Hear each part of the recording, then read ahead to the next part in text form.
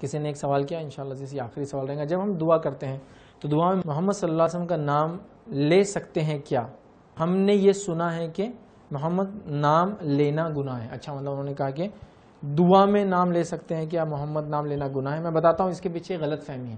غلط فہمی یہ ہے کہ لوگ بولتے ہیں کہ اپنے بچوں کے نام محمد نہیں رکھنا چاہیے، اور اسی غلط فہمی کا نتیجہ ہے کہ لوگ اللہ رب العزت کے سب سے پیارے نام کو چھوڑ دیتے ہیں اور اپنے بچوں کا نام نہیں رکھتے ہیں.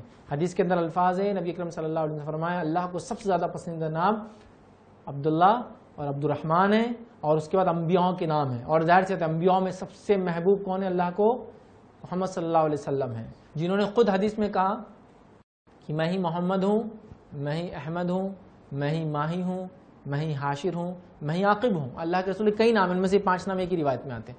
تو یہ سارے نام اللہ کے رسول صلی اللہ علیہ وسلم کے ہیں، تو ہم یہ سب نام رکھ سکتے ہیں. لیکن ہمارے پاس غلط فہمی، بچوں کے نام محمد نہیں رکھنا، رکھے تو کیا ہوتا؟ بیعت بھی ہوتی ہے. سب اے محمد ادھر بولے دیکھو بیعت بھی ہو رہی. بلکہ کچھ لوگ تو اتنے لا علم ہوتے ہیں کہ محمد اگر نام کے آگے وہ تخلص ہوتا نا، تخلص نام کے آگے پیچھے لگا دیتے، برکتن محمد فلاں یہ، محمد فلاں یہ، ہر نام کے آگے محمد رہتا ہمارے پاس، تو وہ کیا رہتا برکت کے لیے لگا دیتے ہیں.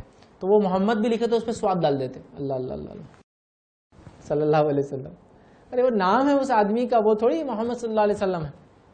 سمجھ رہے آپ؟ عیسیٰ ہے، کتنے لوگوں کا نام عیسیٰ ہے دنیا میں؟ کروڑ لوگ عیسیٰ نام رکھتے ہیں. تو کیا وہ عیسیٰ علیہ السلام ہے؟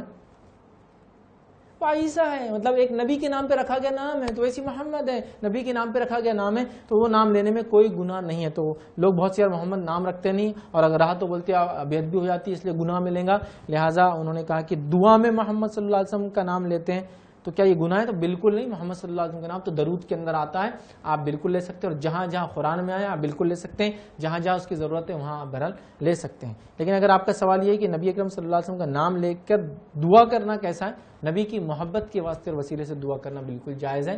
آپ یہ دعا کر سکتے ہیں اللہ تجھ کو جو تیرے نبی سے محبت ہے اس کے وسیلے سے اور واسطے سے دعا کرتی ہوں یا کرتا ہوں، یا ہم یہ کہہ سکتے ہیں اللہ مجھ کو جو میرے نبی سے محبت ہے اس کے وسیلے سے دعا یا واسطے سے کر سکتا ہوں، اس لیے کہ نبی سے محبت شرعی عبادت ہے، جو اللہ کو جو رسول سے ہے یا ہمیں جو اپنے رسول سے ہے، تو لہٰذا عبادت کو وسیلہ بنایا جا سکتا ہے. دین کی بات پھیلانا صدقہ جاریہ ہے. ثواب کی نیت سے ویڈیو کو شیئر ضرور کیجیے. جزاک اللہ.